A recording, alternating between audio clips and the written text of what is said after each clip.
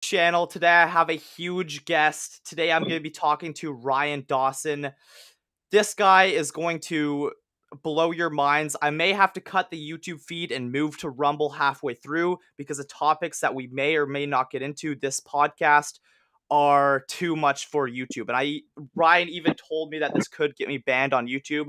I DM'd him. I asked him, will I get banned on YouTube for having you on? And he said possibly. So we are streaming on Rumble as well. I'll announce, obviously, if we're going to do that shift.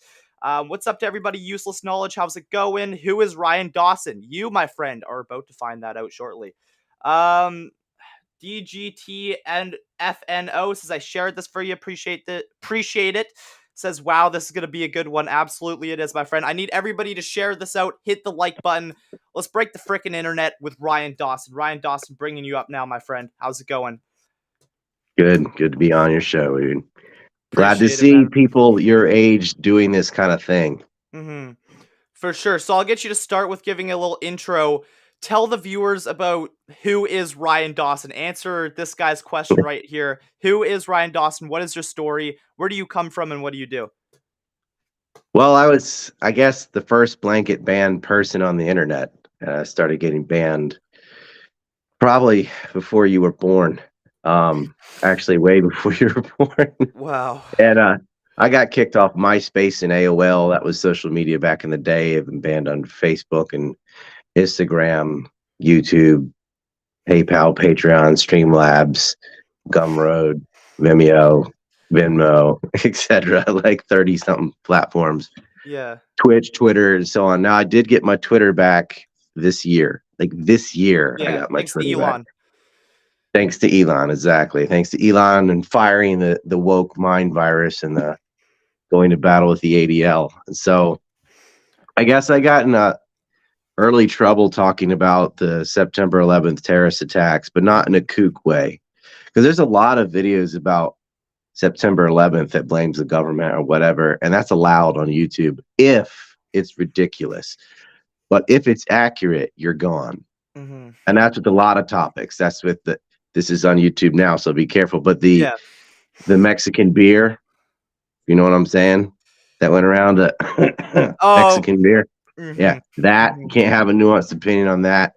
Can't talk about. Of course, all of our elections are perfectly fair and nothing nefarious. Okay, opposite of what I just said. You can't say that. You can't say. You can't talk about Jeffrey Epstein, and I actually mapped that out.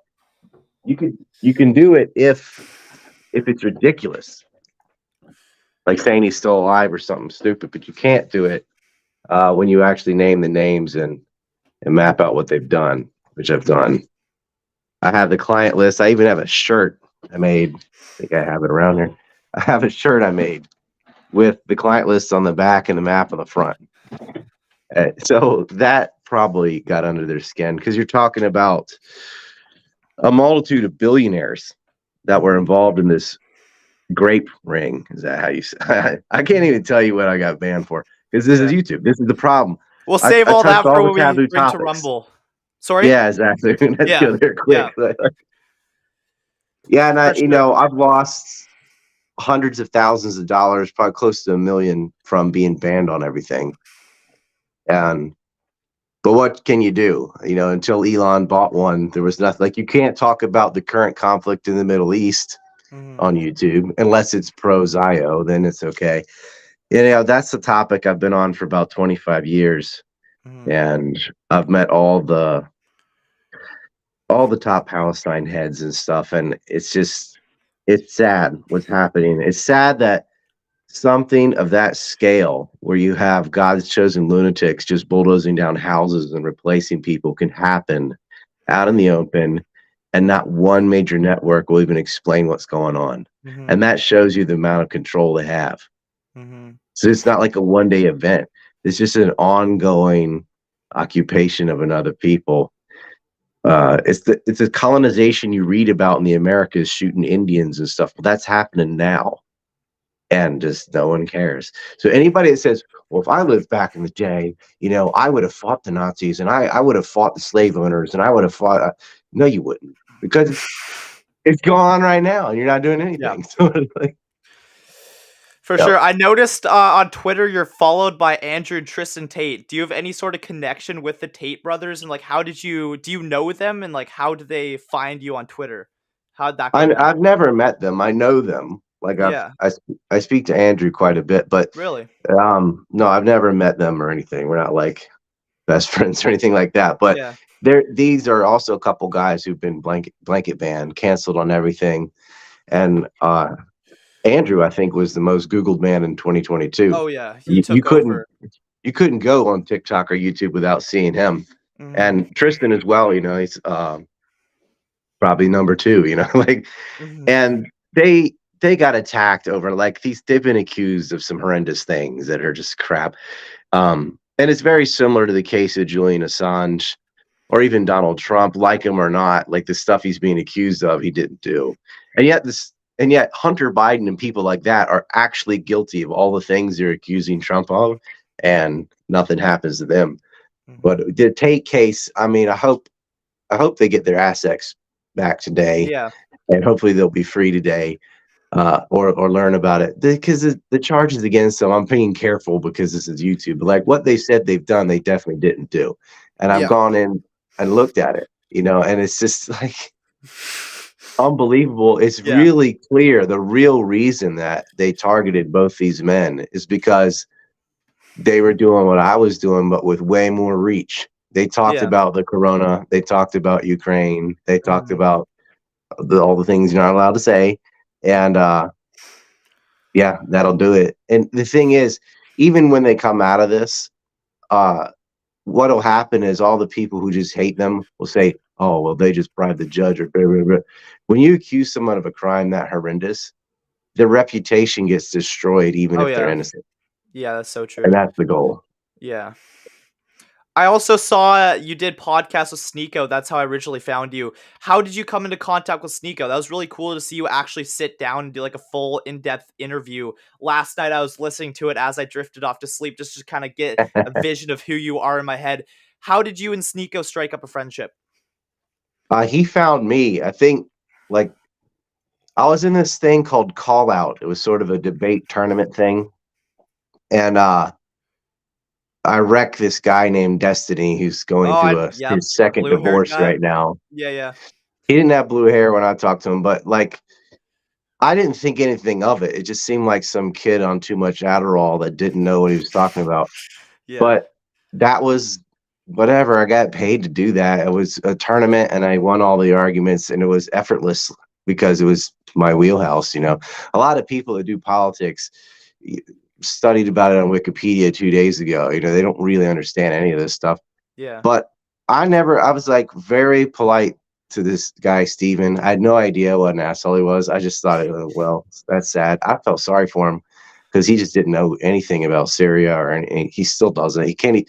The other day, he couldn't even figure out where American states were. He didn't know where Maryland was or Montana. So, like, too many drugs, I guess. But that apparently he was a somebody, and so Sneako had been looking for me, and well, I want to get this guy on, and then some people, I guess, run his Discord. I'm banned on Discord too, so I don't mess with that stuff. And he just couldn't figure out how to get hold of me until my Twitter was returned. Yeah. And like days after my Twitter was returned, I think I sent him a message, and then he was like, "We're going to Japan." I'm like, "Well, that's where I live." So um, they went to Tokyo to see someone else, and then they came down to Osaka, and they're just going to stay a couple days. That ended up being like almost a month because they had a tour guide. Yeah. And yeah, we just shot some interviews, and I was hammered on the second one. I didn't know I was getting ready to do an Really? interview. I was like, "Oh, Really? we're doing this now? Okay." Wow. That's crazy. Yeah, that's really cool. And again, that is how I found out about you going on Sneako's show for sure. Can you maybe talk a little bit more about the conflict in the Middle East? Because I still don't, I'm gonna be honest, I don't really know too much about it. I don't know if I'm pro Israel, pro Palestine. I've honestly just not really looked at it that much. Could you please kind of give me a briefing on, like, in depth what's going on with that without getting me kicked off Well, YouTube? yeah, I'll do it like real real soft. There, okay. After World War II, in 1948, a lot of Jewish diaspora from Europe had been migrating to Palestine, many illegally. There is a cap of 750,000. So just imagine open borders. You don't really have to imagine, do you? We get millions in the U.S. But they were trying to escape persecution in Europe from the Holocaust. And some were going there because there was this promise of a Jewish state, which was supposed to mean an area free from persecution where they could preserve their culture and history and their religion. And they wanted it to be in the Holy Land because in their storybook, that's where it began. And there is one interpretation, and it's very probably the majority interpretation of their storybook, is that God gave them this land thousands of years ago. A guy named Jacob from the Jacob and Esau story in the Bible had a wrestling match with an angel, and then afterward a deity granted the land to his ethnic group that people already lived on. I think that's ridiculous, but this is what they believe.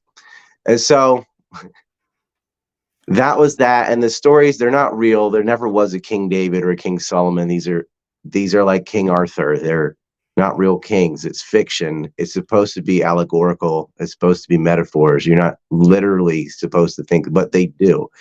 And so a bunch of religious fanatics come into Palestine and they're like, okay, fine, you can live here. Just like anybody. Like we have Italians that moved to New York. We had the Irish that went to Boston. Like, why not? Let's just live together.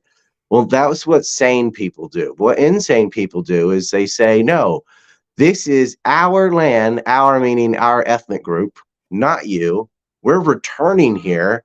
You just held it for 3,000 years, but now we're back. and we need it exclusively. And so they started destroying, the territory had changed hands a lot. It had been part of other empires. People will say there was no Palestine. It's Palestine. It's been Palestine when Alexander the Great went there in 333 BC. That's been the name. Egypt's the one that named it. But it's always been part of some other entity. So it was part of the Roman Empire, it was part of the Ottoman Empire, it was part of the British Empire. And there were segments where it was independent briefly. But that's no different than if you're going to act like something doesn't exist, is saying, okay, well then, New York doesn't exist as a country because it's only been a state within the United States. That's obviously bullshit. Like it's a state as a state government. Palestine had its own government, its own money, its own passport. It was a state, just like Taiwan. Whether you recognize it or not, whatever. It's definitely a state. It was, and even if it wasn't, people live there. You can't just kick people off of private property and say God gave me your house. But that's exactly what they did. These Likudnik terrorists took over the Jewish movement, which started off as not a bad thing. It was like, look, they're persecuted. They got to go somewhere. I think they could have just stayed in Europe because we did win World War II, but that wasn't clear as the war was going on. They massacred Arabs in mass. They were losing the war in the beginning, and the UN came in and had a pause. And there were all this illegal weapons smuggling to the Jewish side. And then they're like, chime in, and then they won the war. And they took all of this land away, and they make Jewish-only settlements. So it's not like it's not just majority Jewish. It's just Jewish. It'd be like having white colonies in Mexico or something. Just go and slaughter a whole town, build new houses, and say, just us are going to live here. God gave it to us or whatever. Or killing the Indians, which actually happened, and making it European only. And we all agree that was wrong. There's no reason, like today, the Native Americans and European, everybody in America just lives together. It's not a problem. But in Israel, there's a pecking order. And there were 3 migrations. There was the Jewish diaspora in the 40s. And there was this huge influx of Russians after the collapse of the Soviet Union in the 90s that came in as well. And you have these political Zionists are Jewish supremacists. So you think of it as like, obviously, almost all Nazis are white, but not all whites were Nazis. So they're not all Germans were Nazis either. It was just a political party. Well, that's what the Zionists are in Israel. It's not all Jews. It's a extremist supremacist party like the Nazis that has taken over. The difference is the world came and fought and got rid of the Nazis, whereas the Zionists, we just give them money and weapons. So it's like we have actual Nazis today. They're called Zionists. They're Jewish supremacists rather than white supremacists. But, no real difference. Now, then people argue, well, but Jews aren't a race. Well, scientifically, genetically, that's true. But they're a race in their own mind. It's like transgenders. That's why I call them trans Semites. A lot of these people are Polish or Hungarian or whatever, but in their head they're Jewish, and so it might as well be. I mean, that's what they wrap their identity around. That they're not really a race, but they think of themselves as if they were, and they act as if they were. And you get that with rigid ethnic groups too. Like Kurds are not a race. Shia is a religion. Shiites a religion. These are identities based on not genetics, but it's same with like the Irish. The Irish and the British and the French are all the same race, but don't tell them that. They're like, no, I'm not British, I'm Irish. We're like, yeah, culturally, historically, ethnically, but not genetically. Like that's just in your head. So, but that in your head's very powerful. They think of themselves as Jews. And they think they're persecuted from Hitler, and so somehow they have the right to do the same thing to the Palestinians. And they've had a series of wars. They had one in 56, one in 67, one in 73. The Yom Kippur one in 73, where they attacked all their neighbors. 67, they preemptively attacked Egypt, blew up their air force while it was on the ground, and they stole a lot more territory. The one before that was in 56, the Levant affair, which they started with false flags by bombing targets in Egypt and try and blame it. They tried to blame it on terrorists, but it was actually Jews bombing Western targets in Egypt.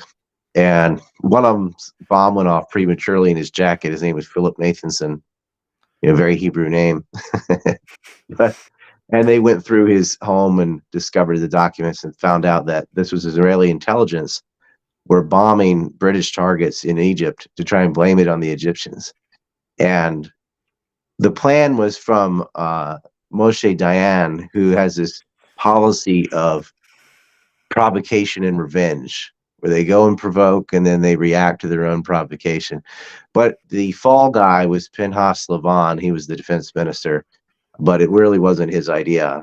And so they call it the Levant affair. The alternative name is Operation Susanna, because it was a song on the radio. Susanna would play and then they would all hit at the same time. That's what they say. But it didn't matter. So Eisenhower comes in and he puts in UN peacekeepers for 10 years. So from 1957 to 1967, there was a referee in the way. Weeks after they were removed, Israel attacked, and this is 1967, they attack again. Egypt was already busy fighting with Saudi Arabia and Yemen, because that's a cyclical war that goes on with Nasser. And so Israel thought Egypt can't fight on two fronts. Now's our chance. They hit them. They shot down Syrian aircraft at the same time. Syria was a really dinky player back then and took more land. And so they step in, they say, you can't hold all this territory. And the way Palestinians had to live under Israelis is just abysmal. It's prison conditions. They lost the war in 73, I would argue, Yom Kippur. I mean, they say they won, but like, well, what did you win? You lost territory and you lost your privileges. But you have what's left of Palestine is split in two pieces. On the west, there's Gaza Strip. It's a little tiny 2 by 25 mile area. That's the one that's getting annihilated right now. And in the east is the West Bank. And they name it that as propaganda, saying, see, it's the West Bank of Jordan, because you're from Jordan. It's not Israel. It's not Palestine. It is Palestine, though. And that one's run by a house Arab, this guy named Abu Abbas, that they just pay off to allow them to abuse Palestinians. And even within the West Bank, Israel continues to just go up and bulldoze people's houses down and replace them with homes for the self-proclaimed chosen race of God. And they can just shoot them, burn their fields, arrest them for no reason, or sometimes they just move right into their living room without even knocking the house down. If it's a nice house, Jewish settlers will just go in and start living with a family. And the family just has to live with them or leave. and they make it as miserable as possible. They just take their kitchen, their couch, their everything. If Wow. they leave, they can never come back. If they don't leave, the settlers will just continue to harass and abuse them until it's just unlivable. Yeah. And if they do anything to try and kick them out, they'll get thrown in jail. Jeez. So yeah, Yeah. So I'm it's a like pretty clear when you know what's going on. It's like Israel is evil. You can't just walk into someone's living room and say, God gave it to me, and then just start living in their house. yeah. But you can if you're Israeli.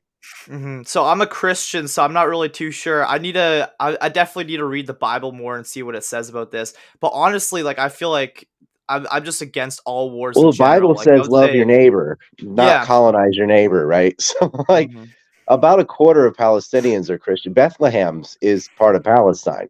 Yeah, really. Jesus was most likely Palestinian. Well, Mary was Palestinian, so he's half Palestinian. His father was God, I guess, but like, whatever. But like the territories where Jesus preached, the Church of Miracles, where Jesus divided the loaves of bread and fish to multitudes in Mark.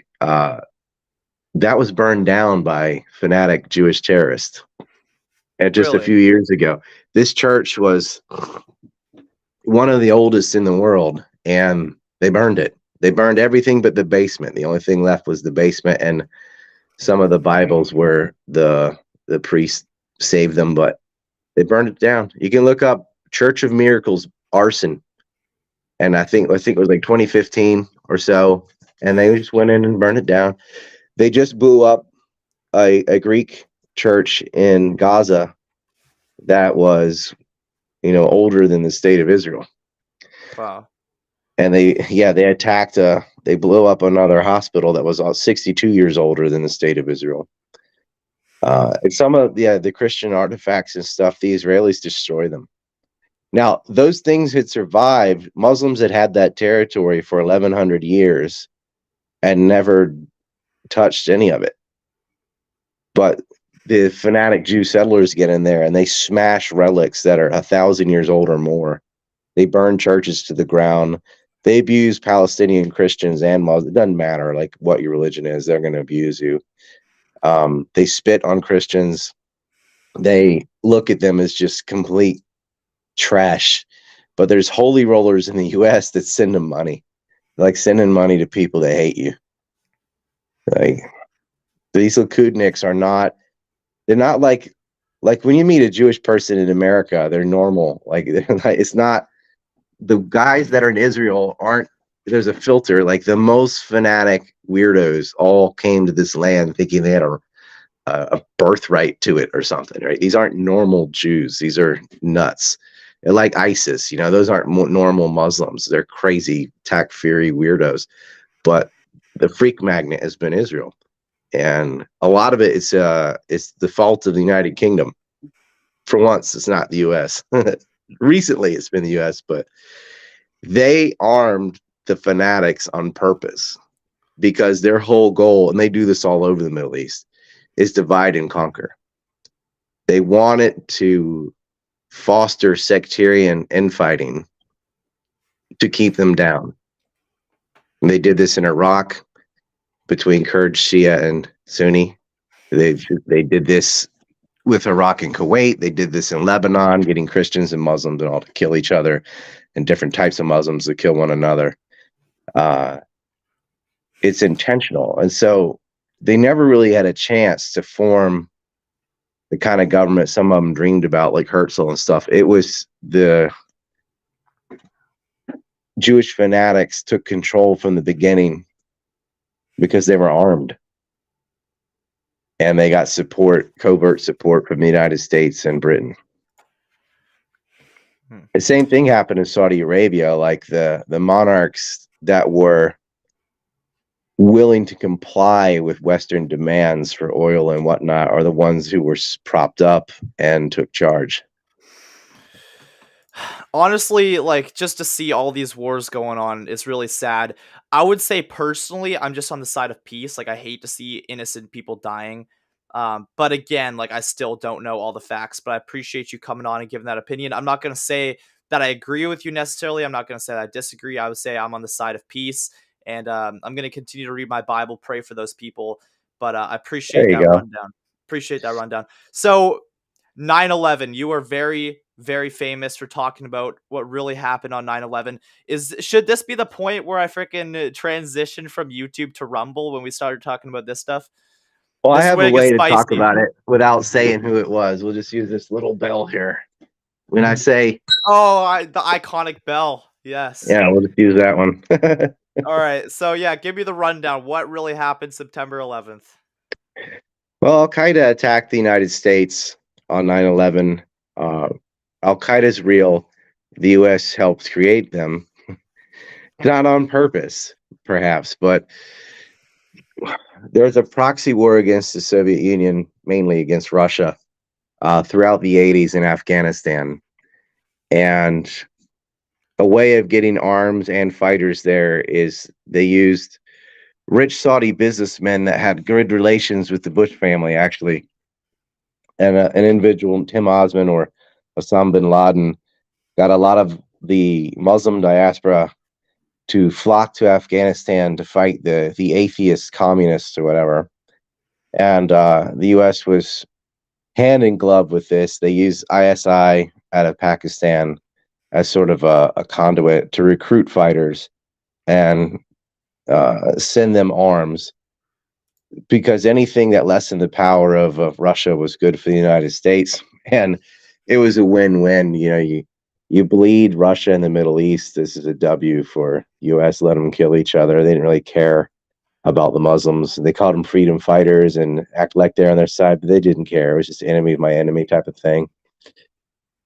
Yeah, and that was sort of like Russia's Vietnam. It was a disaster. They killed over 1 million Afghans. Um, but they lost a lot of soldiers, and what really did them in was financially. They could not do a protracted war. They didn't have the economy to back it up, and so it bled them their treasury more than their soldiers. But they lost a lot of men. It was definitely a huge mistake to go in Afghanistan, but they feared if the U.S. will move in if we don't. So they got stuck in that quagmire. Well, after the war's over and the U.S. is off playing with their war between Iraq and Iran and doing Iran-Contra and some other things they were doing in the 80s, along with the Israelis, the Al-Qaeda never went away. I mean, they just formed this giant network that was heavily armed and heavily organized, and they said, hey, we are our own actor now. We can start issuing demands. Much of the Middle East had been pissed off after the Yom Kippur War in '73. They created an oil embargo. As the OPEC nations, which is this a conglomerate of big oil producers, all said, we're going to withhold oil from the United States. And there were gas lines and gas shortages. It was a huge problem in the 70s. So by 76, the U.S. figured out a way around it. They targeted Saudi Arabia because they had the largest oil reserves and the biggest oil producer at that time, and that's still true today. And they said, because it's a monarchy, all we have to do is bribe one family. We're going to send in Bechtel and Kellogg Brown and Root and all these giant U.S. firms and companies. We're going to modernize Saudi Arabia in return for obedience. And they got it. And so the cartel was broken and the oil flowed. Saudi Arabia is where bin Laden was from and where a lot of the leadership for Al Qaeda lived and where their money came from. And they would just join the U.S. fray into a nexus that already existed between the U.S. and Israel. The U.S. and Israel were doing this operation called Iran-Contra, where they were sending contraband into Iran to prop them up in a war with Iraq, but not enough to win, just enough to drag the war out so both sides would murder each other for as long as possible. At the same time, the profits from this were being used by the U.S. to finance Contras in Nicaragua to overthrow the Sandinistas. And the Sandinistas had overthrown a family dynasty there that had been supporting Israel 2 generations in a row, selling them arms and helped them arm up for the war in '48. And so Israel and Nicaragua, see what happened was, let me rewind.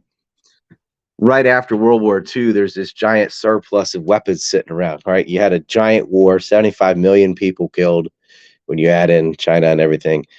And okay, the war's over. Hitler's committed suicide. Japan surrendered after the two bombings, atomic bombings. Now what? We have all these guns, we have all these tanks, we have all these planes, and we don't have a war. What do you think happened? Black markets happened. A lot of these arms were sold all over the world, to Latin America, to the Middle East, to Africa. They were buying up all these machine guns, stingers, bazookas, you name it. The intelligence agencies were supposed to, their main job after the war's over, rather than spying on each other, was to track this flow of weapons and protect them, especially nuclear weapons. You can't allow anybody to find out how we made these things. But instead, what happened was the Cold War, where the Soviets favored one side, the Americans favored the other side, where they would allow weapons flows to occur if it benefited a state that they thought was in their realm of influence. So if they were communists, the Soviets would look the other way as the guns came in. And if they were to oppose communists, then the U.S. would look the other way. So the War Assets Administration, they're supposed to decommission all these weapons. And they did make strict rules about the Middle East. Like, we cannot allow these guns to go in and cause a giant conflict between Palestine and Israel, for example. No one wants civil war in the Middle East that could disrupt the flow of oil and gas for their own interests, right? Mm-hmm. But they didn't stop it from third parties. So what happened is weapons would go to a place like Nicaragua, and then they would go to Israel. Or they'd go to a place like Czechoslovakia, and then they would go to North Africa, whatever. Third-party middlemen, we call it. And Nicaragua, in the Somoza family, they were very loyal to the Israeli state, and in return, they were getting gold and all kinds of other goodies. And so during the 80s, when that family was thrown out of power, the U.S. secretly was supporting the Contras against the Sandinistas because the Sandinistas did the overthrow. And it was a huge ordeal because another way that they procured financing for that, besides the contraband to Iran, was narcotic sales. And so a lot of cocaine and marijuana were shipped to Los Angeles, New Orleans, and Miami, were the three entry ports. And the CIA knew it and even trained the pilots to bring it. And then they were bringing guns in and drugs out. And this decimated communities, bringing in all this coke. And it set up permanent drug lords because it was such a financial niche that you couldn't destroy it after it was created. And a lot of the pilots that were being trained, Nicaraguans, would come in, they'd train them how to fly these planes to bring in guns and then return with drugs. And that happened right out of Mena, Arkansas. And the governor at the time was Bill Clinton. Well, he ends up becoming president later. So things just got worse. But anyway, that was where was it going with that? Oh, that's why they were loyal to Nicaragua. Anyway.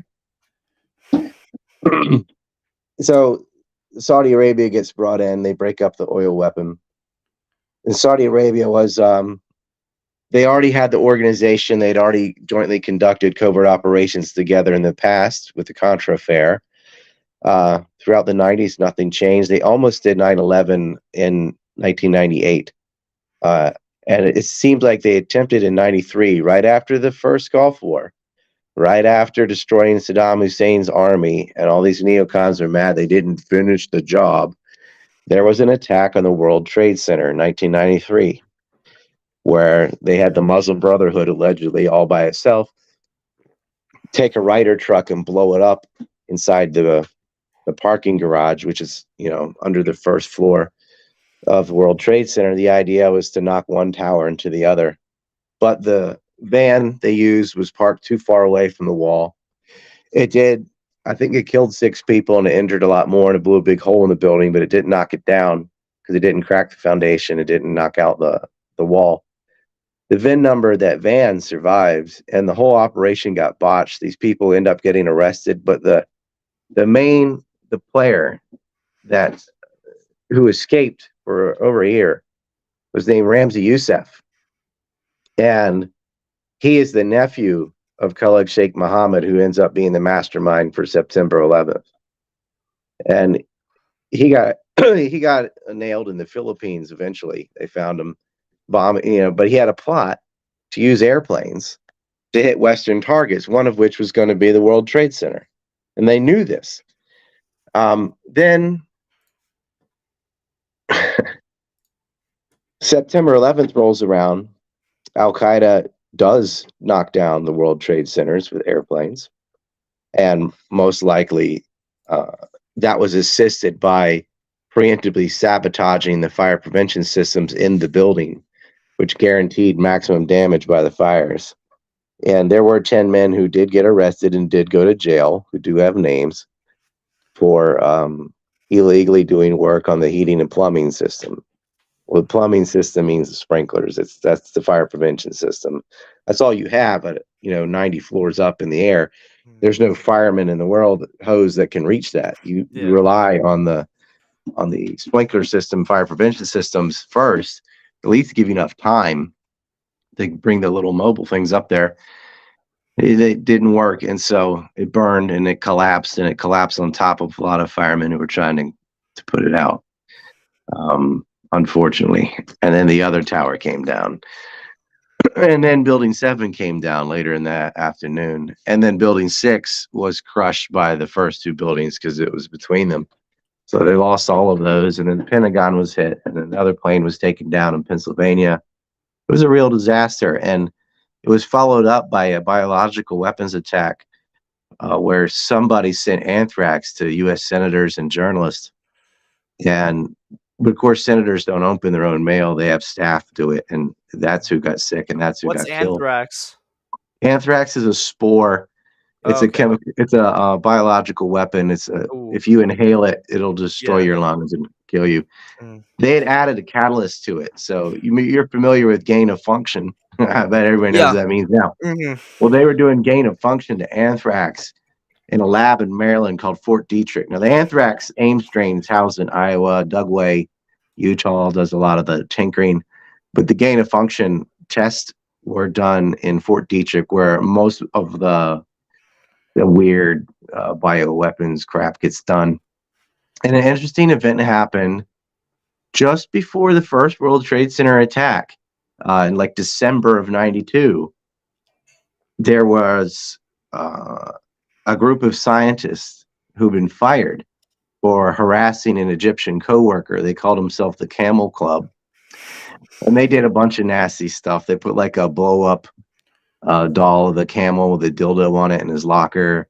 They constantly were harassing this guy his name was Ayed Assad, and the leader of the Camel Club that was harassing him was named Philip Zachariah, better known as Philip Zach on Google, and he got fired.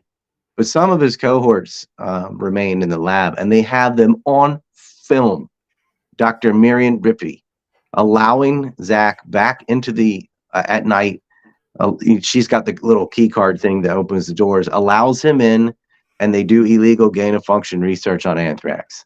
And then they got a new inspector who comes in, sees these tapes, and immediately calls an audit and goes through and counts, and there's 23 missing vials of anthrax.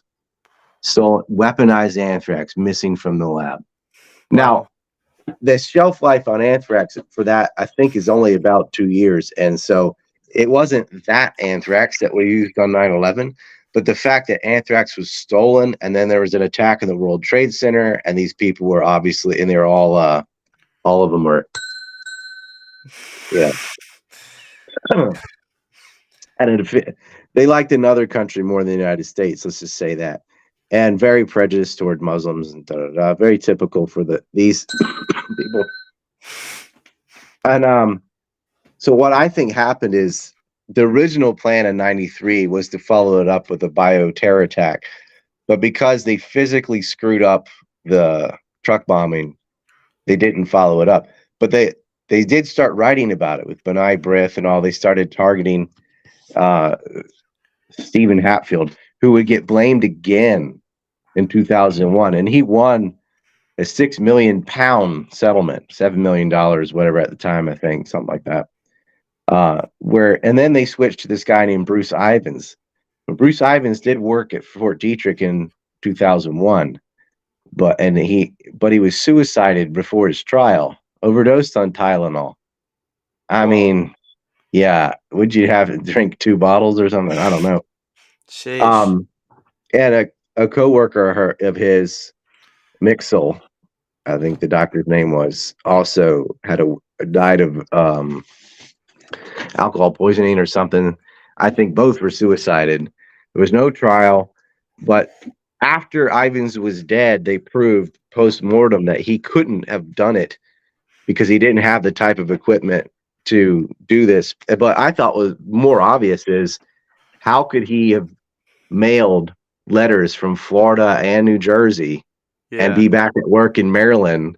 It either didn't do it or he didn't do it alone, because someone had to send the mail, and he couldn't drive, and he didn't have any plane tickets. So you can't drive to Florida, mail something, drive back to Maryland, be at work, drive to New Jersey. Come on. He didn't do that. Even if he took a train, there isn't a way, there's no logistical way he could have done this. That would have been a much more obvious thing than doing all the genetic reversing or whatever. Come on, he couldn't have done it. He can't be in those locations. He doesn't have a motive. There's no point. But they blame the whole thing on him anyway. But it was very interesting because all these politicians and stuff were taking Cipro, the anti-anthrax drug, before any anthrax had been mailed. And then this is the one. This is all your audience to listen to this really carefully, because this is the smoking gun. In one of the anthrax that had gain of function anthrax, like the deadliest anthrax ever made, there was a letter in it, and it said, "Death to America, death to Israel. Take penicillin now." And it had 9/11 written on the top to make it real clear. Hey, 9/11. This is part of 9/11. Death to America, death to Israel. Okay, so that automatically ropes Israel into it. Like, your enemies are our enemies. You got to get rid of these Muslims that did this anthrax attack and tried to kill your senators. Tried to kill Patrick Leahy, the guy who made the Leahy Amendment, which would forbid military aid to Israel. That's who Al Qaeda wants to get rid of. It makes no sense. But here's what happened. There was another note to Judith Miller, who is the biggest lying piece of Kissinger there ever was. She's a hardcore neocon, blames everything on Iraq. She blamed Oklahoma City bombing on Iraq. She blamed the 93 World Trade Center bombing on Iraq. She blamed everything on Iraq. And of course, she's blaming 9/11 on Iraq. She said, Iraqis must have given the anthrax to Al Qaeda. She gets a note, and it also said, "Death to America, death to Israel, 9/11." The exact verbatim note that was in the deadly anthrax was in her anthrax, but she wasn't sent real anthrax. It was hoax letter. And they said, well, this must be a copycat attack. Somebody sent fake anthrax to Judith Miller and Howard Troxler. Well, it can't be a copycat attack because the letter with the deadly anthrax, although it had been mailed, hadn't been opened yet. And so there was no media reporting on what the note said or anything. So how did somebody through ESP just know what the note was going to be and write down the exact same thing and send it to Judith Miller? Jeez. And that's not Bruce Ivins doing that. Bruce Ivins not trying to false flag on the Al Qaeda for Bruce. No, so there's no point. They assumed that these letters would be opened in sequence from when they were mailed, but because all the planes have been grounded on 9/11, that it messed up the mail too. And then the way DC is so incompetent that the mail sits around for days before they get to it. So it didn't happen as planned. Now, the bigger story there is, okay, obviously whoever sent the hoax anthrax sent the real anthrax. It has to be the same person because you wouldn't have knowledge of what was inside otherwise. But what I found as a big light bulb is, why didn't the media say what I just said? Why didn't CNN or Fox or any of these groups say, hey, these are identical notes? That means the same group sent them, because you can't know what is in the note until it gets opened. They could have said that, and they never did. They never touched it. They just went with the lie and said, yeah, it's a rock. And you know what else? Guess what? There was a meeting in Prague, in Czech Republic, Of course, Dick Cheney called it Czechoslovakia. It was no longer Czechoslovakia; it was Czech Republic at the time. Enclave Havel and all that had already happened, but they said, yeah, and at this meeting, senior Iraqi officials gave anthrax to Muhammad Atta. Muhammad Atta was the guy on Flight 11 that flew into the North Tower. He's the ringleader of all the 4 cells. He was actually there's 5 cells, but the 4 they know of, he's the ringleader, and he got anthrax. So Al Qaeda got anthrax from Iraq, and it was done at this Prague meeting. The Weekly Standard wrote about this meeting, and then they wrote again about it and added the anthrax to it after the anthrax had been opened. They had also written articles with Osama bin Laden and Saddam Hussein's pictures back to back in July, months before 9/11, already trying to say bin Laden's going to attack America. And it's got something to do with Saddam Hussein. So after this all went through and the anthrax hit, they are always saying, oh, yeah, Saddam Hussein's got mobile weapons labs with anthrax. And that's who gave it to Al Qaeda, don't you know? And then, as you know, there were no weapons of mass destruction. They did not have mobile labs. They did not have anthrax. There was no meeting in Prague. And Al Qaeda didn't have anthrax either. Even if you blame Bruce Ivins, he's not Al Qaeda. So Al Qaeda never had the anthrax. There was no meeting. They just lied. And we went to war with Iraq anyway and murdered close to 1 million people over nothing. But it was the Israelis that made that whole thing up. It was Israelis because when they said, what are the sources when the Weekly Standard, the PNAC group, is writing about this, what were your sources besides Judith Miller?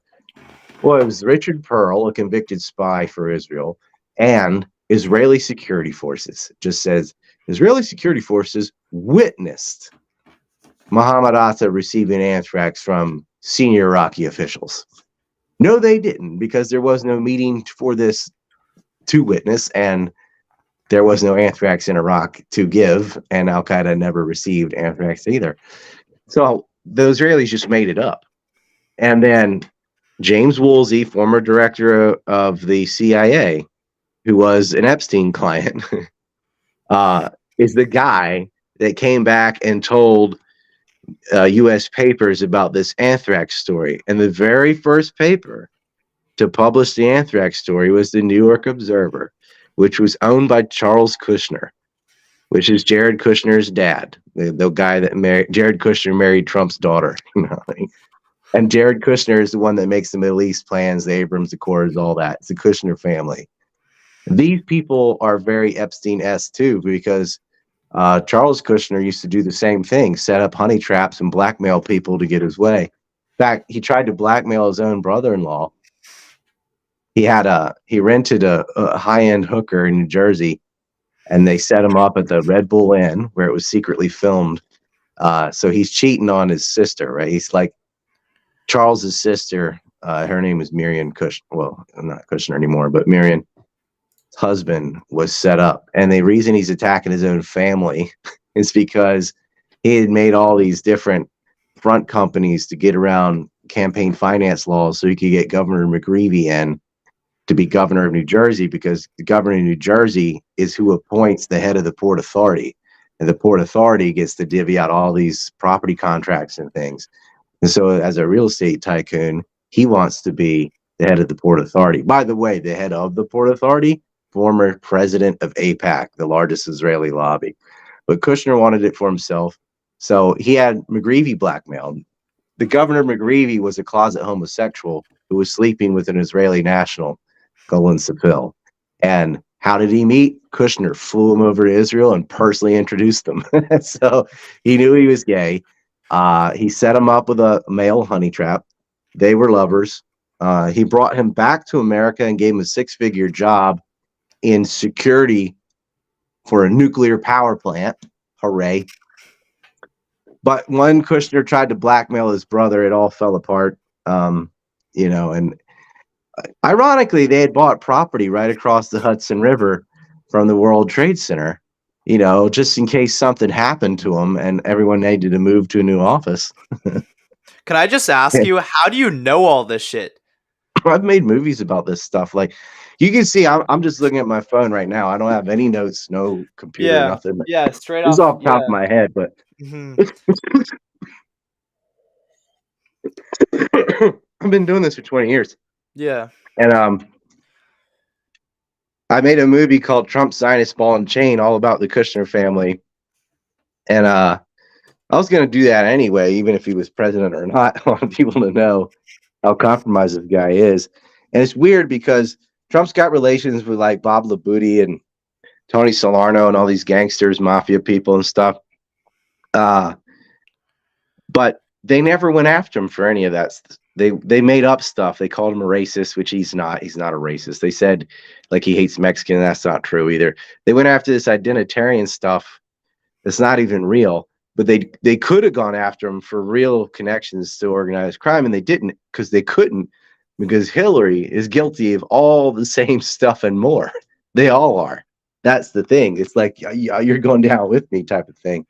And Trump knew the Epsteins, but he had a conflict with them. He was Epstein's brother Mark is also a real estate tycoon, and so you sort of had this right wing, left wing Zionist feud with Ehud Barak, who is he was at the he's in Epstein's house, let's just say, former prime minister of Israel, and then Netanyahu, who hates him, is the current prime minister of Israel. But it's just this internal war. So, but Trump was on the Netanyahu team, and so, and he had a lot of women too. They just weren't little kids. At least they were of age, barely, but they were of age. They weren't 12, like. But Ehud Barak and Les Wexner and Leon Black and Glenn Dubin, they're all I can't say on YouTube, but they were playing with kids. You know what I'm saying? Playing with kids in a way you shouldn't play with kids. Mm-hmm. Mm-hmm. I don't mean at the playground. Yeah. Yeah. Man, all of this entire story is just so crazy. It's so hard to fathom all of this. I'm trying to like grasp her and stuff. A lot of it I do believe is probably going over my head, but I'm sure as I get older I'll learn more about the world. Okay, now I think it's time for me to dip into my notes. Let's see if there's any questions I haven't already asked you. I think I probably asked most of them, to be honest. Okay. I've asked about 9/11. I've asked about you. Okay, what made you decide to move to Japan? Bush got reelected. Yeah. I couldn't believe after the Iraq War and knowing, that none of the stuff they said is true. They just didn't matter. They voted for him again. I thought, okay, this place is unfixable. There wasn't like a reason. There was a bunch of reasons. I just finished college, and I thought before I get locked in to something, when I want to travel, and I'd always wanted to see Japan for a lot of reasons. Like, who wouldn't, right? Yeah. That was on my bucket list. I had no intention of moving there. I thought I'll go see it. But once I got there, I'm like, oh, no. Once you've been to a first world country, it's very hard to go back. It's like, if I want to drink outside, I can do that. There's no open container law, whatever, because you're an adult. You have so much more freedom in Asia, or really anywhere outside of the United States. They always say, oh, we're the freest country. But no, you're not. Like, there's so many rights you don't even know. Like, you can go into a big, like a CVS or a Walmart or something, and all the stuff's behind a plastic case in the U.S. because so many people steal that now they have to lock up everything. So you can't even pick up something and look at it. You don't even have the right to do that. You can't have, like, Japan has vending machines for everything.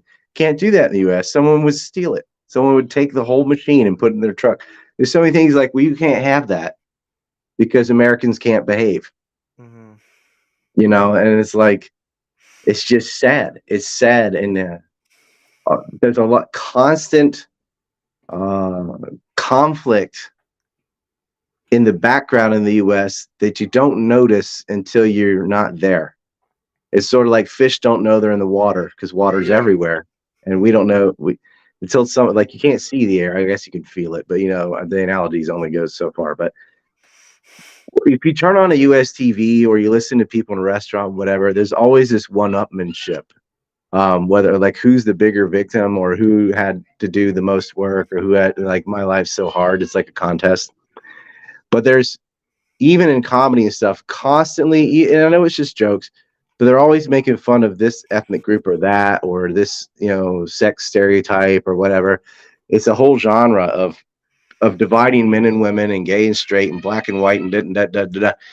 Well, in Japan, everyone's Japanese, so that wouldn't make Yeah. sense. And it just doesn't matter. It's literally like, whatever, it doesn't matter. And the roles for men and women are very clearly defined. The women are super feminine, and the men are not. It's just like they even It's like speak the differently. reverse though in the West though, eh? It's like the men The are West feminine, doesn't the know women are what more bathroom to masculine. pee in. The West doesn't Yeah. even have. They don't even know how many genders there are. And the outside that of Western influence, they just look at you like, "Nani? Like, what the hell? Like, you girls go in the girls' room, boys in the boys' room. Like, penis, vagina. It's very simple." Yeah. And yeah, it is. But you don't have media in Japan, so they don't have all that kind of degeneracy and stuff. And people blame porn, video games, all this stuff. I'm like, no, Yeah. because they have video I mean, that's games in definitely Japan. all a problem though. It's those, but they're not that significant. Yeah. Especially Well, gaming. porn Like is. porn Yeah. is definitely detrimental, but Mm. I don't think it's you can blame it on that. Like I think the violence and the constant bickering, gossiping, like all women in America can't have real friends because they'll all, even if they hate someone, they'll pretend to be their friend because they want to be there when she falls apart just to watch her cry. They're evil, man. It's hard for them to have friendships. Like, oh, I have guy friends. Like, no, you don't. All those guys want to bang you. You just are delusional.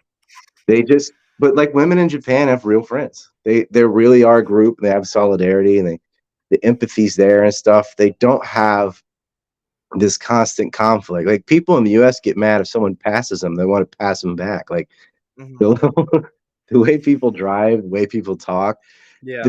this amount of self-boasting, like, oh, I did this and then, and you know what I said? And then I was like, me. And then everybody clapped or whatever. It's this weird,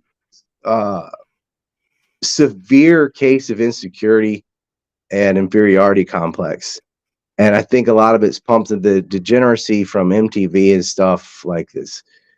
What they keep calling black culture isn't, it's just thug life and like, why the hell would you have ebonics? Like, speak proper English. You're not going to get anywhere in your life saying who dat, what you be, and stuff like that. It's just, and they're like, oh, I'm keeping it real, like, real dumb. They encourage a degenerate lifestyle. It's almost like street cred if you've been to jail. And you're getting women with tattoos and all this relationships have broken down. Feminism is horrid. The porn too, it's also the type of porn. It seemed like they kept adding violence to it. And then like guys getting pegged and stuff like that. I just learned that the other day, by the way. I didn't know what word was. And then Pornhub is owned by a rabbi. And just there's a story out this week talking about how they were inserting homosexual and tranny porn into straight porn to try to pull people that direction. Is this gonna get me kicked off YouTube right here? I don't know. YouTube loves that stuff. Anything degenerate, YouTube promotes. Right? Yeah. If you're going to stupid prank stuff, we just go up and walk into someone's house uninvited or whatever, you can do that on Kickin' YouTube. Yeah. If you want to come to Japan and act like an ass clown like Logan Paul did, diving into a display at a store and knocking everything down or filming someone who killed himself in a forest, like fuck, F that guy. Yeah. You can do that. But if you do what I'm doing and talk against all those things and against war, wars are definitely the worst. Like there's nothing worse than war. People jerking off just doesn't compare to people dying of starvation and having their legs blown off. And that's the worst thing. And that's the war propaganda is what you're not allowed to fight. You can't talk about Russia and Ukraine, and I won't because it's your channel, but you can't say what's actually happened and how that got started. You're not allowed because YouTube has a certain agenda that they want. And there's all these like streamer millionaires. Every single one of them's in entertainment. There's no political people like this. Yeah. It's all just mindless, dumb. Mhm.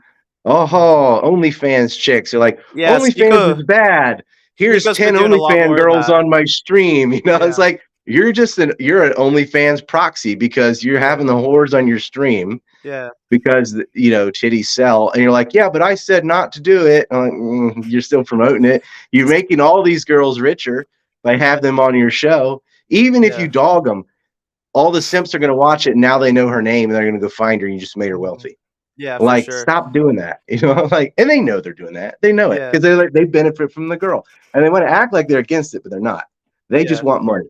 These people, they already have money, and they're so greedy. They want more. They're like, oh Mhm. yeah, I'm gonna have this bitch on my show, but at least I said don't do it. Like, dude, that's like humble bragging or whatever. Like, Yeah, everyone knows, everyone can see right through you, right? False piety and the rest of it. Like, you suck at this. It's like, but if you have political people on your show, yeah. which some entertainers have risked to do, like Sneako did, Fresh and Sneako, Fit yeah, did. yeah, Yeah, well, Sneako lost his YouTube yeah, over that's true. Fuentes. And Was that then, the so reason? as revenge, he's like, oh, you didn't like me losing my YouTube over Fuentes? I'll go get Dawson on. That'll piss you off. Yeah, Fresh and Fit got demonetized right after I did those shows. And it could have been Fuentes and Zerka too, whatever. But like they started talking about politics is the problem. yeah. And you're not allowed to do that. Mhm. You're not allowed to make money if you're doing that. Yeah, no, I Um, get demonetized a lot on YouTube. I have a lot of videos that get, like, yellow marked as well, and also, I'm shadow banned like crazy. Like, I got 14,000 subscribers. Right mhm. now, we have 24 viewers on YouTube. Like, I don't even know how that's Yeah, possible, bro. God. 14,000 subscribers and 24 viewers. Can you tell me how that's possible, bro? I don't My name understand. is in the title. Yeah, but I thought That's that, why. like, more people would click it if your name's in the title. Well, Doesn't I make I will sense. share it after we're done, and Yeah, you'll get probably 14,000 or so. But that's still not a lot. Like that could have it's a lot been. to me. Well, okay, well, good. Then Yeah, you'll get views. But like, I'm on my phone now, so I didn't get to share out on yeah, my fair stuff. enough. But I'm going to share your link, and people will see this. But it's if you put my name in anything, it's automatically like boom. Like whoever saw it on Twitter or something. That's where they got the link. Like there's Yeah, no way they'd find it because if you write Dawson, that is just on then it just YouTube. Nothing. boom. When we did Yeah, Fresh and Fit 9/11, Rumble outdid YouTube, yeah, and their YouTube has like 2 million 1,000,000. something, and their Mhm. Rumble was I don't know Like 100,000, 200,000. 300, yeah, something at that time. And they got that Epstein one had 424,000, almost half a million watched it on Rumble, Yeah. and YouTube was abysmal. I was like, well, yeah, YouTube censors. This Yeah, is for known. sure. It's like they don't believe it till it happens to them. Like you don't understand. I cannot grow on these things.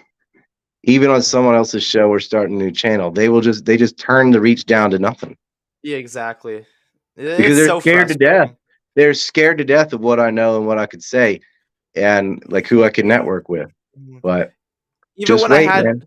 even when I had Sneako on my podcast, like, I thought having Sneako would do huge numbers. Let's just see, that video didn't do that great. It got, let's see, 4.3 thousand views. Interviewing Sneako, a guy who had 1,000,000 Yeah, subscribers on this platform, but gets banned 4,000 YouTube views. doesn't like him. No. Sneako's promoting Rumble, right? They don't Yeah. like Sneako on Yeah, YouTube. they hate Sneako. He just the hell with YouTube. Like it's for anything political, it's not going to work. And Sneako's kind of both. Like he's mostly entertainment, but sometimes Yeah. he'll. He's been doing a lot more entertainment recently. I think he's probably just trying to earn enough money to get away from the whole thing and just get Yeah. into a He's different already a business. millionaire though, so Yeah, but I mean, he's still thinking legacy probably. yeah. $1 million nowadays at that age won't. I mean, you'll burn through that if you quit. Especially in Canada, you can't even buy a home. Yeah, in Canada, Under you get Justin a Trudeau, you can't doghouse even for afford a that. house. Yeah. It's terrible. Yeah, no, Yeah, well, Canada is a look, little bit screwed, when man. I was ripping on entertainers earlier too, I'm not targeting anybody in particular, and I'm not saying entertainment's bad. Like I love pro wrestling and I love stuff like mindless garbage, also. But Mhm. I'm just pointing out about YouTube, saying they favor that. Yeah. especially if it's degenerate. It ought to be illegal. What Johnny Somali was doing in Japan, yelling about Hiroshima. I am naming people now, but like he's saying Hiroshima, Nagasaki, and then he's screaming about Fukushima and stuff like that. Guy needed to get sparked. He finally got put in jail because he was trespassing on the construction zone and yelling Fukushima at the workers. And the Japanese were so polite to this guy, gave him so many chances, and he just, haha, here's a place where I can act like a complete ass and no one will hit me or anything. But he got knocked out by an Italian guy.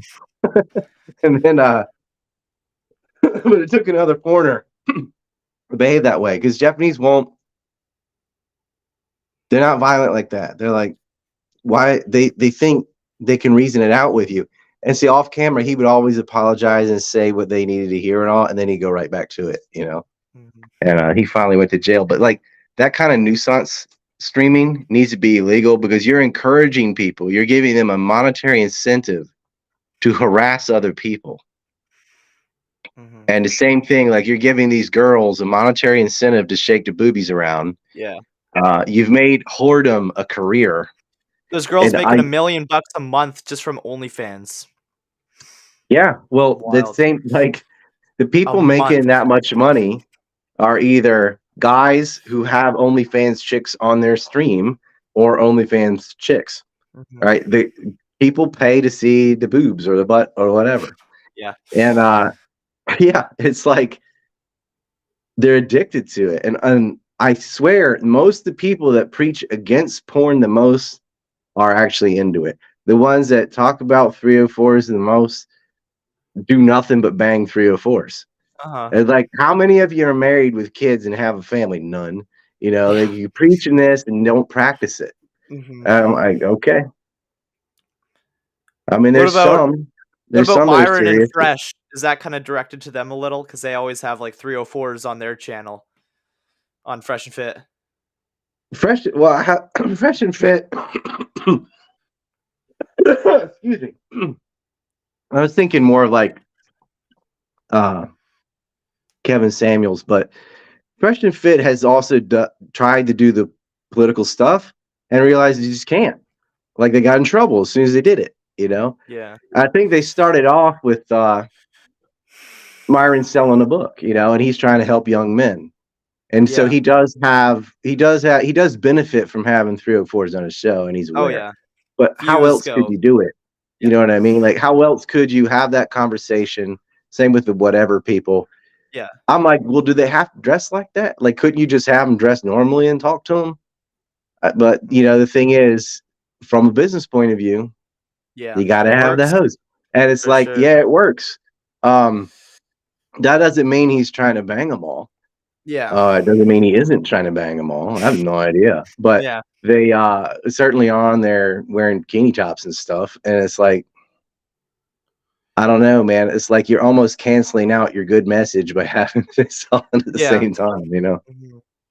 But the thing is, would men hear the message if they didn't have the chicks on there? And that's the catch-22. I don't think they would. That's the thing. So not as many. You know, Myron and those guys might have a good argument there, saying, "Well, if we want people to hear this, at first, at least, we gotta display the candy in the window." You know, it's like it's how you catch them. But you know, if you look at Fresh and Fit fans, it does seem to work. Like they see the girls, and some portion of them will be simps and just go find that girl because they got her name, whatever. But another portion will say, "Yeah, man, you got it on easy mode, da da da." Like, why are all these women fat? Like, I gave them the statistic. Sneako and Myron say it all the time. Like, the average weight of a black woman in America is 187 pounds. That's more than me. The average weight in Japan's 111 pounds at the same height. Yeah. Jeez. But 111 pounds in America is like, for a grown adult, is like a supermodel or less. You know, that's impossible. But they're built different, man. Like, they're not fat. And obesity is from a lack of self-discipline. Oh yeah, 100%. It's like the average weight of women in America is 170 pounds of all races. 170 pounds. Yeah. Like 40 pounds overweight. Yeah, that's exactly how much I weigh. I'm the size of an average woman. Well, the average height is also only like 5'4". That makes Yeah. it worse. 5'4", 170 Yeah. pounds. Yeah, I'm like Holy 6 crap! feet, 170. Right? Yeah. Yeah, that's fine at 16. That's good weight actually, but that's nuts, man. Yeah. And that means there's a whole bunch of women at like 200 plus. Yeah. And I'm like, no wonder guys simp for the few that are you Yeah. skinny and there's nothing after and like, are you skinny? Good enough. Like, are you smart? No, that's unrealistic. Can you drive? No, they're a girl. Um, the girl's checklist is like, I want 6 figures, 6 feet tall, da da da da da da. The guy's checklist is not overweight and doesn't hate me. Yeah. Because aiming higher than that is unrealistic where you live. Uh-huh. For Like sure. it's the girl. Every time I go to America, I feel like I'm in jail. Everyone's disgusting, and it's not just the people that are fat. It's they talk like that and stuff, like snapping at you their hand and all Yeah. sassy and bossy and shit. And I'm like, Uh-huh. that's not feminine. Yeah, no. It's just I'm hearing blah blah blah blah blah blah blah, and there's no sandwich. The thing is, they call everything fat phobic, though. Like, they'd probably write you up in an article and say Ryan Dawson is a fat phobic freaking racist or whatever they want to say. Like, it's so popularized, like body positivity and all of that, which I'm not 100% against. But like, if you're fat and you want to lose I don't weight, the agree gym with is the best picking on place. fat people. I don't agree Yeah, with going up to a fat person and be like, you fat. yeah, Like, there's no reason to do that. It's just me and you here. And I'm talking yeah, about people who are really big. I feel like a fat person knows they're fat or yeah. should. So if No, for girl's sure. 200 pounds, I don't got to go up to her and be like, fat ass. I would Yeah, just ignore her. But that, yeah, that's mean too. Like they're being ostracized because of their weight. But I'm like, this is to help you correct your behavior. I'm not going to pick on you, but I'm also not going to give you any attention unless you have some other skill set that warrants it. You have nothing to get your foot in the door if you're overweight as a woman. Mhm. That's true. It's like, you could, if you're like Roseanne Barr and you're real funny, whatever, all right, cool. But this most women don't have much to offer other than looks. Hmm.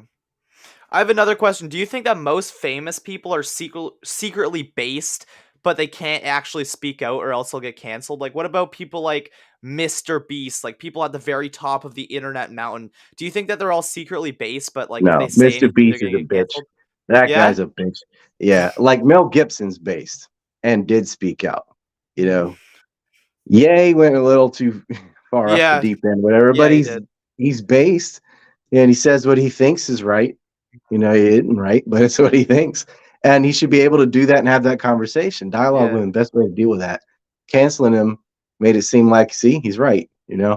But Mr. Beast, and didn't he have a tranny co-host, Christy or Chris or something? Yeah, yeah, yeah, Whatever. Chris. Yeah. Yeah, I just think like I do like that Mr. Beast gives away a little portion of his money to the plebs, so that he can make more money off of filming himself giving away money. But at least he's helping people. Yeah. But I don't think he's not going to tackle any major topic, even though he has all that money, and he doesn't like, dude. You have all this reach. You could talk about 9/11 or have someone come on and talk about it and really change the world. But that's never going to happen. Yeah. That pot's too rich. I'm pretty sure Sneako said that he does believe that Mr. Beast is based because Sneako actually used to work for Mr. Beast like a really long time ago. And when the whole Hmm. Chris thing was going on, he was talking about saying that Mr. Beast is actually based, but he doesn't want to lose his following. But yeah, I Well, don't know. he would I'm a know fan of better Mr. than Beast. me, but I think he's wrong. I don't think that guy's based. Yeah, Like he's got based good meaning content what? though. Didn't take the shot. Like, come on. I mean, my standard for being based might be higher, but Yeah, that guy, yours probably no. at like the upper echelons of basedness. He's probably just like moderately based, but he can't even talk about that. Like that Chris guy should have fired him. Like, oh, you want to go be a girl? Do that somewhere else because you haven't. I don't know how many millions of followers the guy has, but like people are going to emulate this because they've seen it on Mr. Beast. Mhm. Like, oh, that's what Chris is doing. Look at all the attention he got.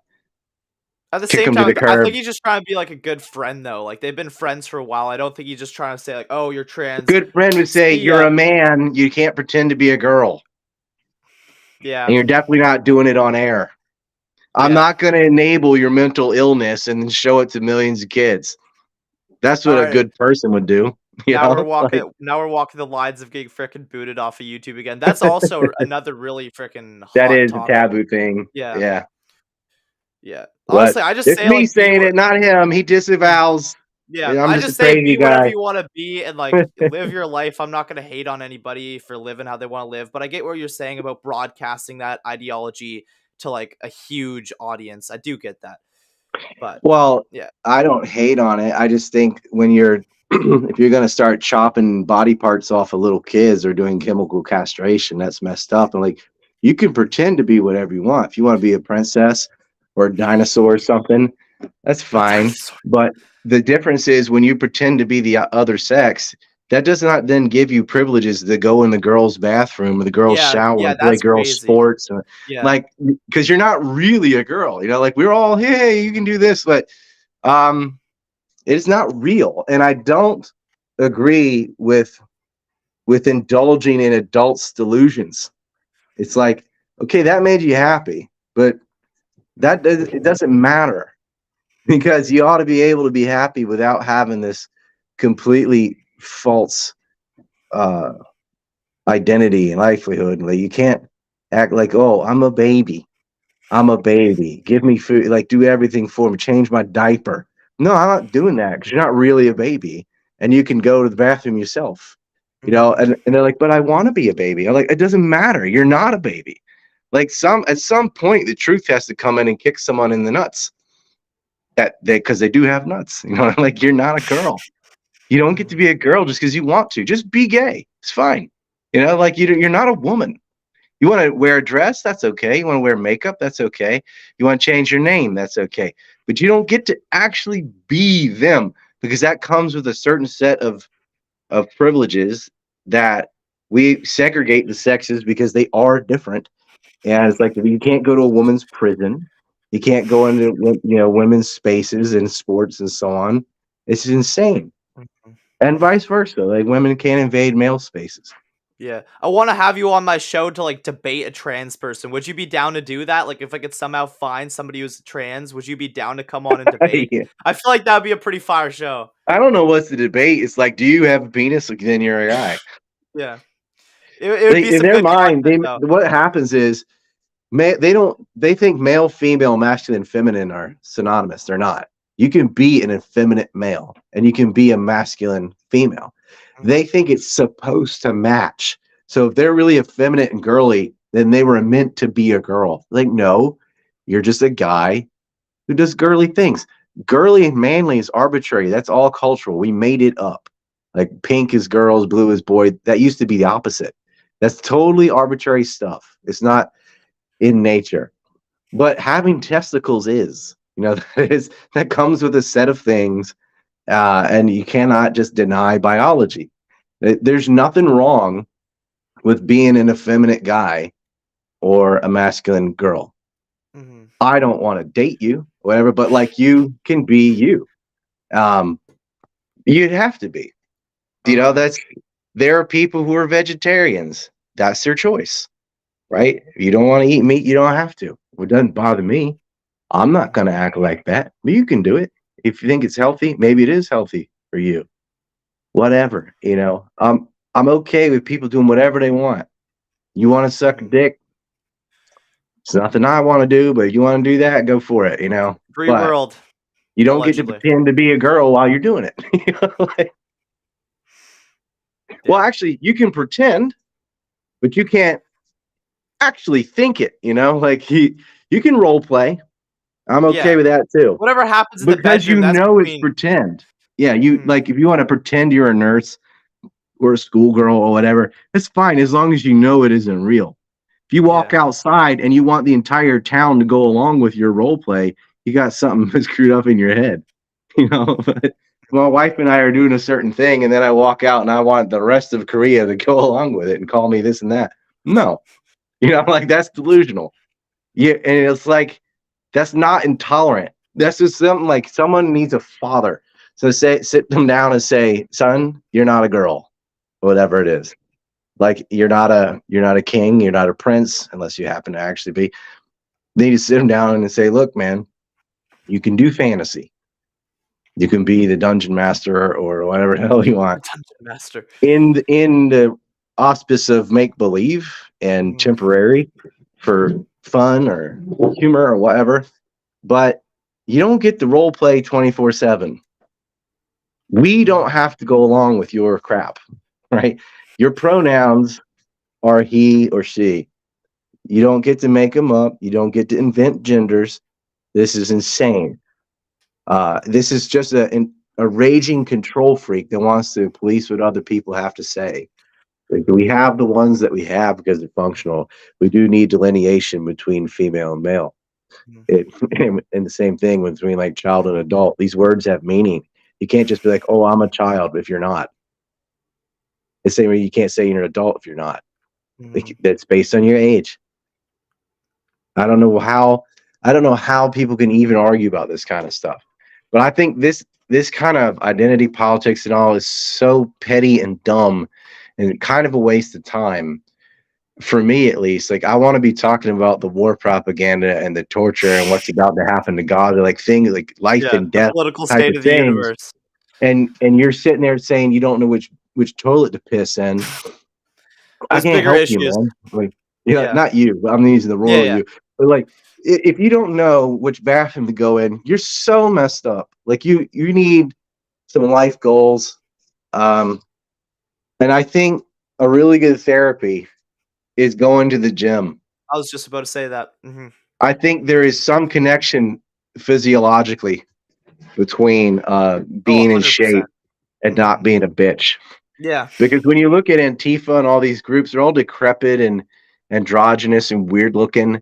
And I'm thinking, there's nothing you can say to these people. They need testosterone. Mhm. Like, maybe they all need early TRT or I something. saw a meme, it's And like my friend distracting the trans kid while I sneak in their bag and steal their testosterone. I saw it on Instagram, it was kinda funny. I'm not, I mean, I'm joking. I don't really want to drug people, but I Yeah. feel like they need to lift weights or do a sport or martial arts or something active Mhm. to naturally increase their testosterone, and just the act of self-discipline in whatever you're doing could even be playing piano or whatever, like something that Yeah, takes a lot of anything, discipline to do. anything that you Chess, love, yeah. yeah. Some Mhm. it could be a mental activity too. Yeah, But or I a think podcast. yeah, if you're really serious about it, like if you're a serious researcher, if you really master a skill, Mhm. it improves the rest of your life. Like, if you have the self-discipline to be a kickboxer or something, Yeah, like then Andrew Tate. that will transfer over in other endeavors in your life. You're like, "Oh, Yeah. if I can do this, I can do that." Yeah, like Andrew You Tate, if know? he could be a kickboxer, he could also be the most famous person in the world. Well, if you're well, yeah, if you're the best kickboxer and the best, Yeah. yeah, it's I've it's a travesty what's happened to them. They were going after Russell Brand too, and that I guess the Hamas conflict kind of knocked that off the news cycle. Yeah. But Russell Brand's another guy that speaking truth to power. He has a lot of reach, and he was tackling some of the taboo topics that you're not allowed to say. So they came up with saying grape, grape. He's eating grapes, and you know, it sort of faded. He was lucky, but they threw the Tates in prison and then house arrest and then like Mhm. county arrest. Now they're stuck in Romania. I wanna get the Tates on my show. What do you I think I wish they should had gone to do? Hungary. Yeah. What do you think I should Hungary. I mean. do to score an interview with the Tate brothers? Like, I've been trying all year. I've been trying to, like, build my way up. I sent Tristan another DM. What do you think would be a good way of getting their attention to, like, get them to do an interview? Because I feel like that'd be incredible. Well, you got to build yourself up. I mean, they're real busy with court and Yeah. Oh, yeah. other things, Yeah, I but completely understand that. you know, build yourself up. Prove like they have this war room, right? They have Yeah. the I real don't have world and 4 war. grand, though. Well, in the war, you will though. I mean, the war room. Well, You I guess don't I get to do, just but be in if you pay. They'll make them box each other. They make them play chess against each other, and it's yeah. like the losers are out the door. It's the survival of the fittest. But Uh, networking with other people who are maybe in the real world, because you don't need 4,000 to join that, yeah. will help you spiral up the circle. um, but you know, get it. What are your followers at? Like, triplet. Like, Yeah. show the improvement, show the work ethic, show the discipline. That's what high value guys and girls respect is Mhm. seeing people do the work. Yeah. Seeing I had 20 people and now 200, and I had Yeah. 200 and I Hard to do reached with the 1,000. censorship, though. Hard to do Mhm. when YouTube it's hard to do when YouTube won't show It your sucks. content to anybody. Twitter might be a better place to build up, and you can put Yeah. videos on Twitter now Yeah. also. Yeah, it sucks, man. Like for maybe TikTok, I don't know. They kind of ban stuff too, but not as much as YouTube. And the fact that Nikki Haley hates TikTok made me think, oh, maybe I should start a TikTok. Because like TikTok came around after I'd been banned on everything, and I was like, whatever, it's just gonna Yeah. ban me. But Yeah. I made TikTok one the bans other a day. lot. You can't even post a video of Andrew Tate without getting banned in, like, 30 seconds. Yeah, I think mine's different because I'm in Asia. Yeah. So art, it's Oh, weird. yeah. I've heard that when I put on TikTok, people are like, it's a bunch of booty shaking and stuff. I'm like, it's not what I see. I'm Mhm. seeing videos about Archimedes and stuff and astrophysics and all. I don't know if that's because that's the kind of stuff I watch and it spies on me and knows what to Yeah. give me, or if it's just like what the algorithm in Korea and Japan is very different than in the US. Yeah. Probably a bit of both. Yeah, I had a video get, like, 6 million views overnight on TikTok. It was, like, a totally different thing than what I'm doing right now. I had a speaker on a table, and I called an owl, and it came in and landed right on the table. It was pretty cool. Oh, that's But, awesome. yeah, that was, like, my first taste of, like, going viral on TikTok, but I don't really use that account anymore because now, like, I'm talking about stuff like this. It's not really relevant to, like, what I And you used to can't do do it when in I had like 1 minute, followers. Huh? but Yeah. it, I don't know, use it as a springboard. I feel like if you're allowed on a platform, just use it till you lose it, but always plug your main thing in it. You Mhm. know, Rumble is something, it's very hard to get going in the beginning, but Yeah. uh, then it takes off. Just like that. I still don't know how I feel about Rumble. Like, I think it's great that it's free speech, but I also have 700 followers on there compared to 14,000 on YouTube. So, I'd rather have the 700 on Rumble because if you have 14,000 on YouTube and they shadow ban you, so you get 25 people watching, whatever, who mhm. cares? Like the 700 on Rumble is better. Yeah. It's fewer, but when you do a stream, they'll see it. Yeah, Um, I'm more on Rumble right now. Let's see, 36 on Rumble and 31 on there you go. YouTube. So, And it's half the amount of people and about a 50% higher viewage. yeah. So here you go. Yeah, Except build for that Rumble up. nobody talks in the chat on Rumble. Like, I'll have more viewers, but nobody's saying anything in the comments, whereas YouTube, my chat is, like, a lot more active. So, That I'm the not sure if reason they're for real that or if is they're bots because or I think you have to have a Rumble and sign in to do the chat. Whereas Oh, pretty much everyone has a YouTube from years back, right? yeah, So they that's can true. just say stuff. So that'll change as more people add Rumble. They'll the chat will spike up. But you're Yeah, right. for sure. But I don't know, man. Like YouTube's gonna ban you eventually anyway. So like you put all this work in, it might be 4 or 5 years later, and then boom, zero. It Mhm. just I don't know. I mean, use it because you have it, but I Yeah, wouldn't put a lot of stock or effort into it. I'd say, yeah, come to Rumble, see this, see this. Like if we had been on Rumble only, I could have taken the gloves off yeah, and started dropping naming names and all that. But I'm like, no, yeah. he'll lose We it. coulda So, done that, though. Like, if you wanted to, I coulda ended the YouTube stream and gone just to Rumble, but well, next time. next time, for sure. When you But share the send stream me this link. I will yeah, when share you it sh on Twitter and okay, Telegram and so on. perfect. Could you Hmm. please, share the YouTube even though what you just said about building on Rumble, like, I still wanna It's up see to how you. big we Yeah. can get on YouTube first. All right. I'll share the YouTube. Alright. Thank you, man. And, yeah, I guess that's all my questions for now. I really appreciate you taking the time, though. This was a great interview. I'm still shocked. Like, I literally just texted you yesterday saying if you'd come on. I didn't even think you'd see my message because, like, you got 150,000 followers, but here we are, man. So, I guess you never get what you want if you don't ask, so Well, I've never understood some people that are just like, I don't know, they get 100,000 or whatever, and then they get like a manager to read yeah. their thing. I read all my own stuff. I reply to whoever.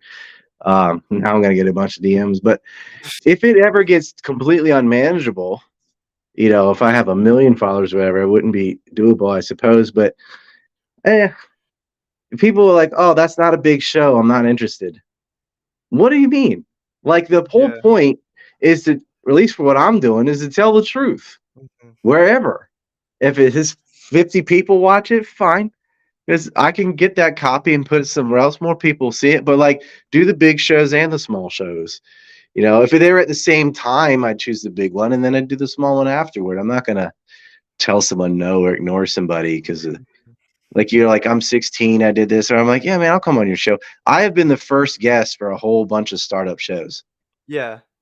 They're like, I went on when they had no following, but what kind of pisses me off is after they gather a following, then Uh, they don't have me on again. I'm wow. like, oh, that was really cool. You know, I helped build you up, and then you're like, sayonara. I promise I'll Well, have you on again. You have my word on that. thanks. Yeah, I'm glad you're doing what you're doing, and I really like what you said earlier. Is like you're all about peace, and you want to read the Bible and focus on peace. Yeah. Like I see a cross on there too. That's Mhm. how religious people should be, and treat their faith as a guide towards peace. Well, it could be Islam or whatever, but like Yeah.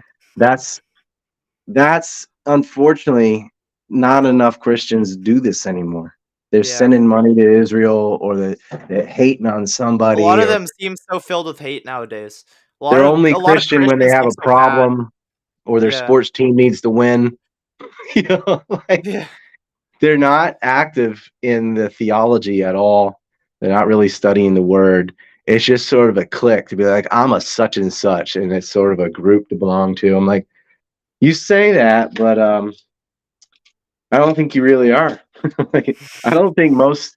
I think there are very few Christians or Muslims. I think there are very few people who take their holy books seriously.